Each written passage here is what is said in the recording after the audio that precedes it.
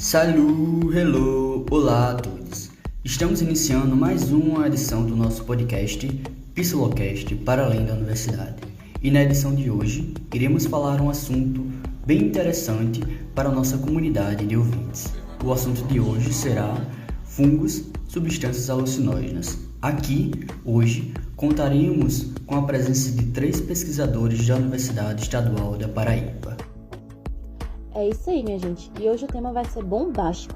Primeiramente, eu desejo uma boa tarde a todos. Eu estou muito empolgada para aprender um pouquinho sobre esses organismos fantásticos.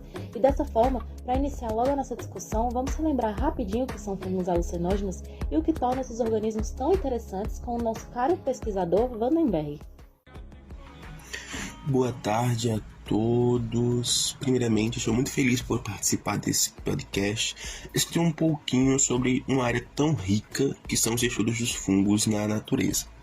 Bem, fungos alucinógenos ou cogumelos mágicos inicialmente eram conhecidos por serem utilizados em rituais religiosos indígenas ou na cura de pessoas. Porém, a partir da década de 80, esses fungos começaram a ter destaque como forma de alucinógenos recreativos. No Brasil, estes fungos podem ser encontrados em diversos locais, tornando seu consumo de fácil acesso, aumentando assim o risco de intoxicação por ingestão de doses elevadas ou por consumo errôneo de espécies de fungos. Mas essas substâncias presentes nos fungos, nos cogumelos, são nocivas para o consumo? Boa pergunta e bastante polêmica por sinal, porque pode dividir muitas opiniões. Mas vamos lá. O Global Drug Survive, em 2017, realizou um estudo no qual participaram 120 mil pessoas de 50 países ao redor do mundo e obteve como resultado que os cogumelos alucinógenos são as substâncias que menos levaram pessoas para os hospitais. Adam Winstock, psiquiatra e fundador da Global Drug Survive, em uma entrevista ao The Guardian, mencionou que morte por conta de toxicidade de cogumelos mágicos é algo que quase desconhecido, sendo que o envenenamento com fungos mais perigosos apresenta o risco maior. E os cogumelos mágicos são uma das drogas mais seguras do mundo, segundo o Adam Winstock. E ele ainda acrescenta que o risco é maior quando o indivíduo escolhe os cogumelos errados. Muito interessante mesmo. Mas o consumo e a venda desses cogumelos é legalizado? E como se faz para estudar esses organismos, então? A Vitória pode falar um pouco sobre isso? Boa tarde a todos. Bem, em alguns lugares é considerado um crime. Para que a lei não seja burlada, uma alternativa que pode ser usada seria a análise de DNA em materiais suspeitos. No Brasil, com a Lei de Antidrogas de 2006, temos uma portaria que não cita diretamente os cogumelos mágicos, o que deixa uma brecha para a interpretação que o cultivo de cogumelos é legalizado no Brasil, com o comércio consideravelmente estabelecido. Em uma dessas brechas, a portaria não define bem o que seria uma droga ilegal e deixa essa função para a Anvisa, que não cita nenhuma espécie de cogumelo, mas tem em uma de suas listas de substâncias proibidas a psilocibina e a psilocina. Assim, interpreta-se que a comercialização e cultivo de cogumelos frescos é legalizada, mas o isolamento de substâncias específicas é passível de sanções judiciais. E quais são os principais grupos que representam esses fungos alucinógenos?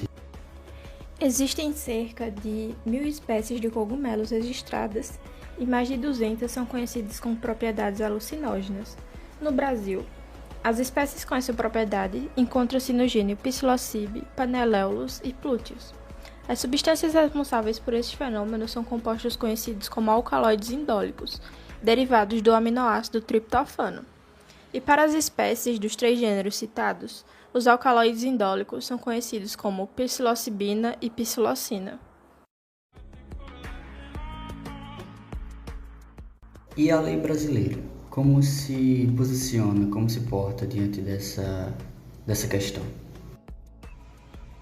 De acordo com a Lei Brasileira, artigo 2 da Lei Antidrogas nº 11.343, de 23 de agosto de 2006, em todo o território nacional fica proibida as drogas, bem como o plantio, a cultura, a colheita e a exploração de vegetais e substratos dos quais possam ser extraídas ou produzidas drogas, ressalvada a hipótese de autorização legal ou regulamentar, bem como que estabelece a Convenção de Viena das Nações Unidas sobre Substâncias Psicotrópicas de 1971 a respeito de plantas de uso estritamente ritualístico religioso. Também, de acordo com as normas da Agência Nacional de Vigilância Sanitária, ou seja, a Anvisa, a partir de 24 de outubro de 2017, substâncias presentes em cogumelos mágicos como a psilocibina constam na lista de substâncias psicoativas monitoradas. E como fica a distribuição dos fungos nos biomas brasileiros? Fungos são seres que se espalham de forma natural, certo? E são encontrados livres na natureza. Porém, a grande variedade de fungos pode se tornar uma armadilha para as pessoas inexperientes, que podem confundir os psicoativos com os venenosos. O Brasil, pelo grande território, possui uma ampla variação de ecossistemas, espécies biológicas, endemismos e patrimônios genéticos, presentes nos 7 biomas brasileiros, que, vamos relembrar, são a Amazônia, a Caatinga, o Cerrado, costeiros, Mata Atlântica, Pampa e o Pantanal.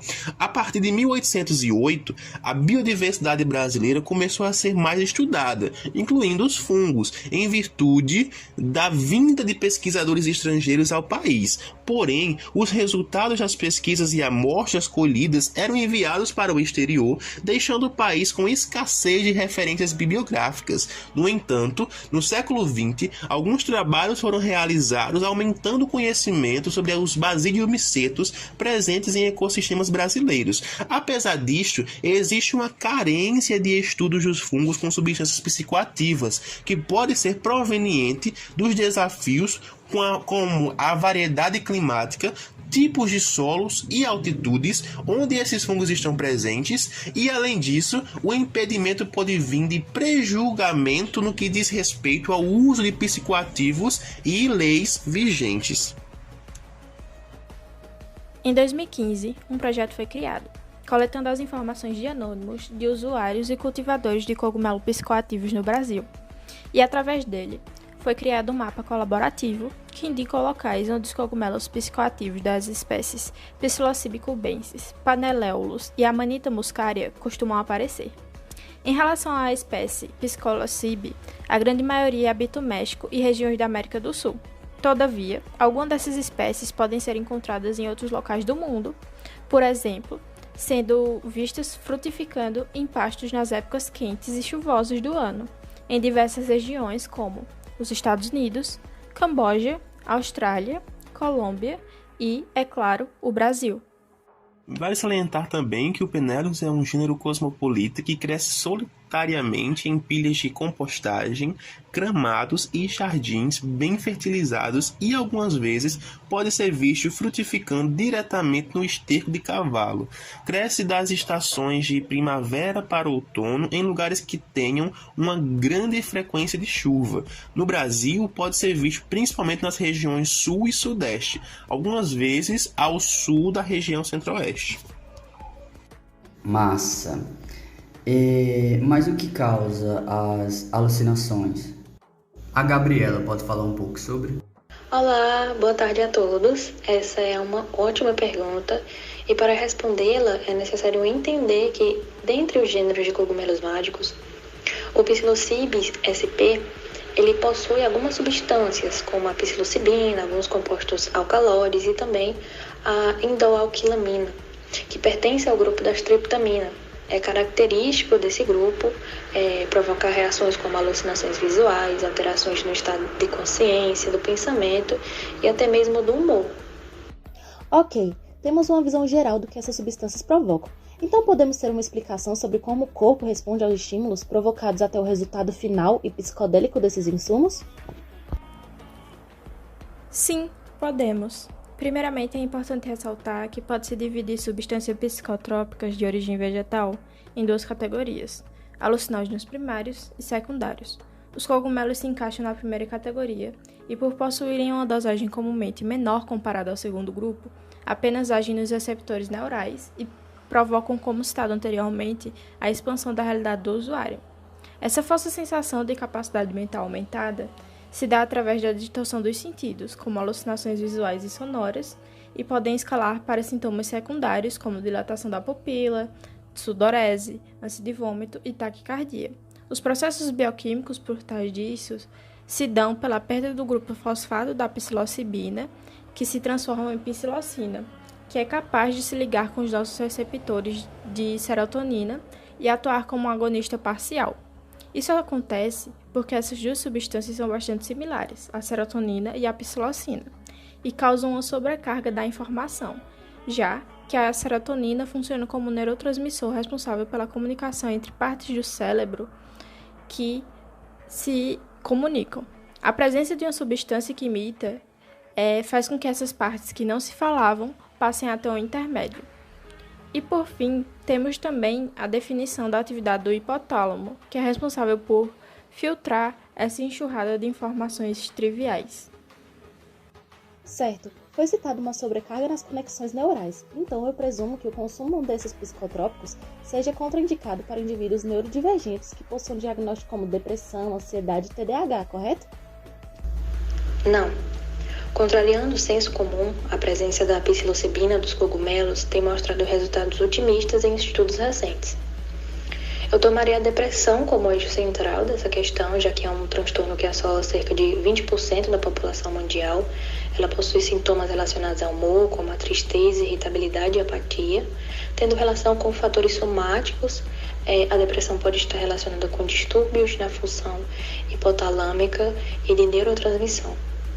Teorias apontam na redução da transmissão de serotonina, dopamina e norepinefrina, e alguns estudos apontam também a psilocibina como uma substância que pode ser utilizada no tratamento de pacientes com depressão crônica, já que esta mostrou reduzir a atividade nos centros cerebrais, que são excessivamente estimulados em pacientes com depressão.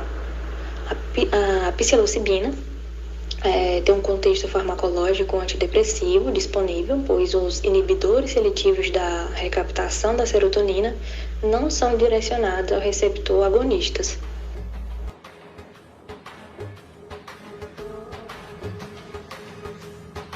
Bem, e com todas essas informações e discussões que levantamos nessa edição do podcast, nós encerramos e aguardamos vocês, os nossos ouvintes, no nosso próximo podcast. Até lá!